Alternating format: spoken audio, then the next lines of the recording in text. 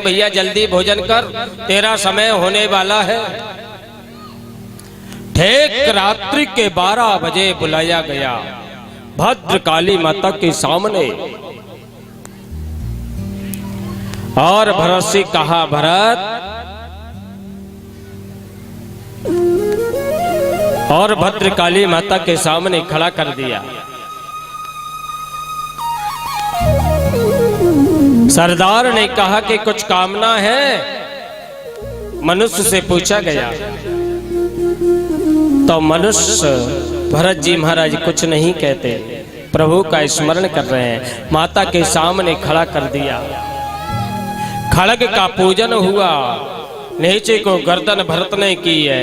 आज भद्रकाली विचार कर रही है कि भगवान का भक्त है ये मेरे प्रभु का सेवक है और मेरे सामने बलि के रूप में चढ़ जाएगा तो मेरा गोविंद, मेरे परमात्मा मुझे माफ नहीं करेंगे।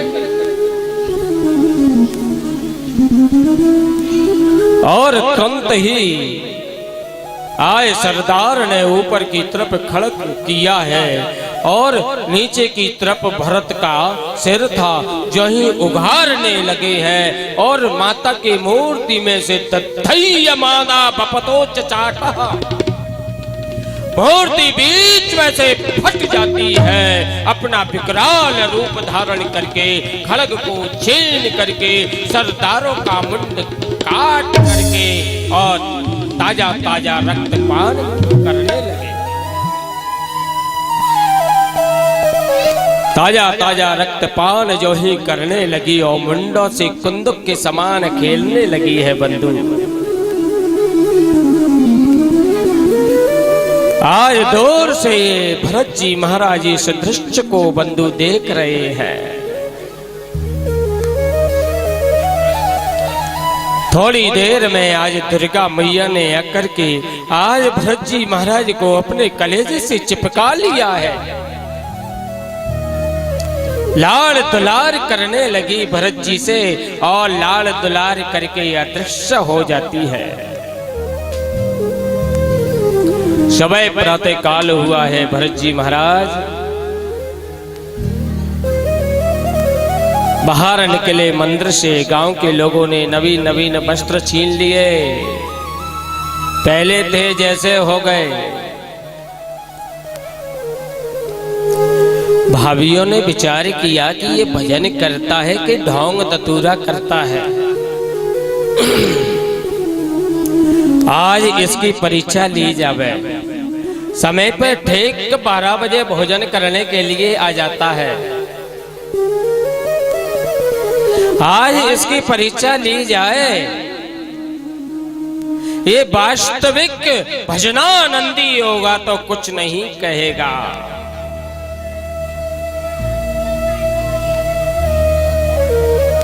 उस दिन कड़ी बनाई थी और 12 बजे भरत आगे बैठा दिया सामने भरत जी को। चारों भाइयों ने भोजन किया और भोजन करके थाली में झूठन बचा था एक तस्सल में डाल दिया बंधु। भाभियों ने और चारों भाभियों ने भी भोजन किया। थाली में झूठन बचा तो वही तत्सल में डाल दिया एक में।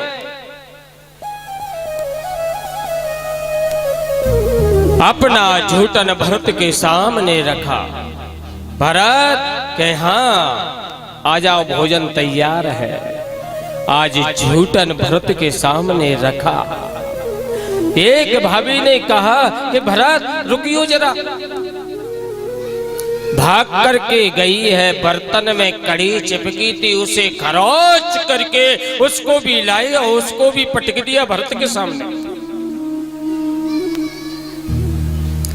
आज भरत ने तुरंत ही हाथ में जल लिया है और प्रभु का स्मरण करके और जल को अर्घ दे करके वही तसला मुंह से लगा करके पूरा झूठन महाराज पी गए और कुछ नहीं कहा। आज भाभियों की आंखें फटी की फटी रह गई कि वास्तविक ये भगवान का अनन्य भक्त है, हमने बहुत बड़ा अपराध कर दिया।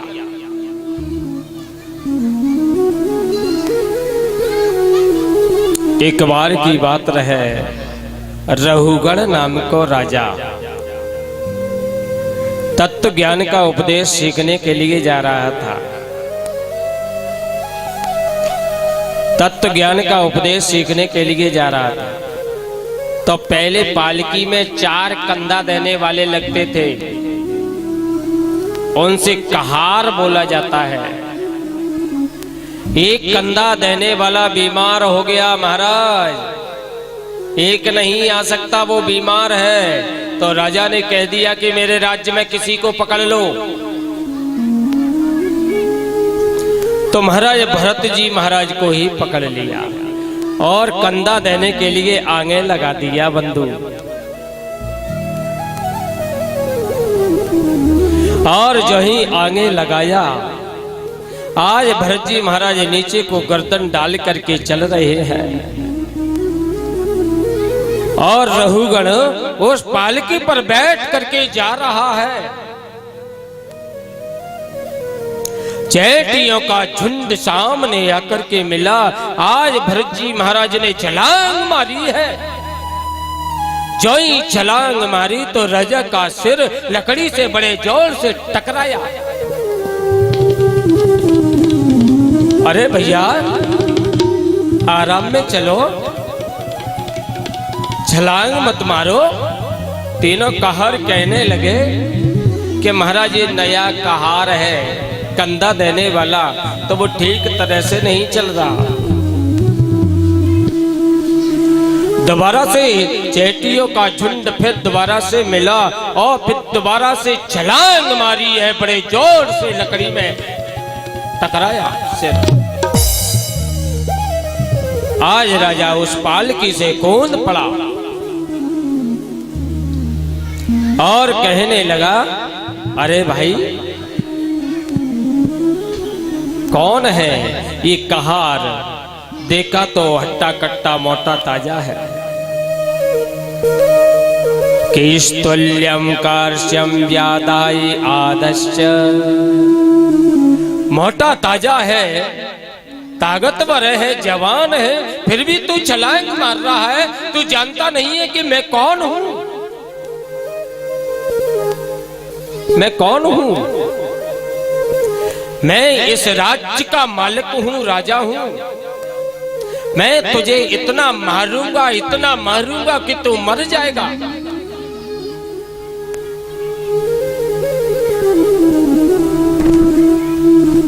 भरत जी महाराज बोल पड़े, आज राजन तू मुझे क्या मारेगा? अरे भाई आत्मा न कभी मरती है न जलती है। अग्नि में भी आत्मा को डाल दिया जाए तो जल सकती है क्या?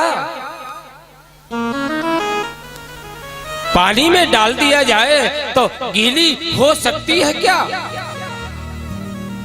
तलवार आत्मा को काट सकती है क्या? धूप आत्मा को सुखा सकती है क्या? इतनी बात सुनी है तुरंत रहुगण चरणों में आकर के गिर पड़ा। रहुगण कहता है कि महाराज आप कौन हैं? मैं इंद्र के वज्र से नहीं डरता, यमराज के खड्ग से नहीं डरता, डरता हूं तो ब्राह्मण के अपमान से डरता हूं। आप कौन हैं? बताओ कौन है आप?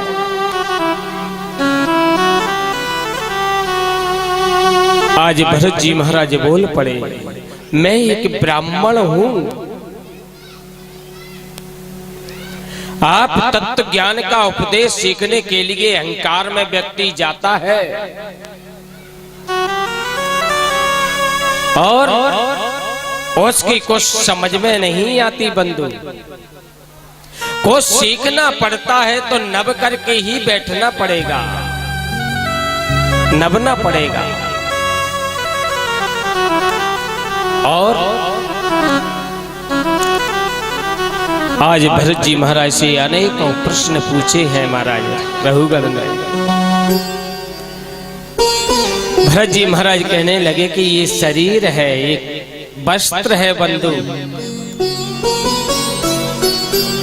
वस्त्र को अपन पुराना नया वस्त्र खरीदते हैं ना, फिर पुराना हो जाता है तो फेंक देते हैं।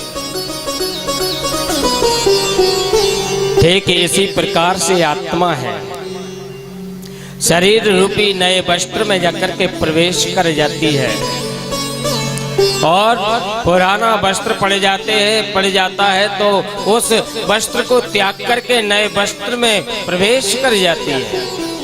गीता वाशांसि जीर्णानि यथा विहाय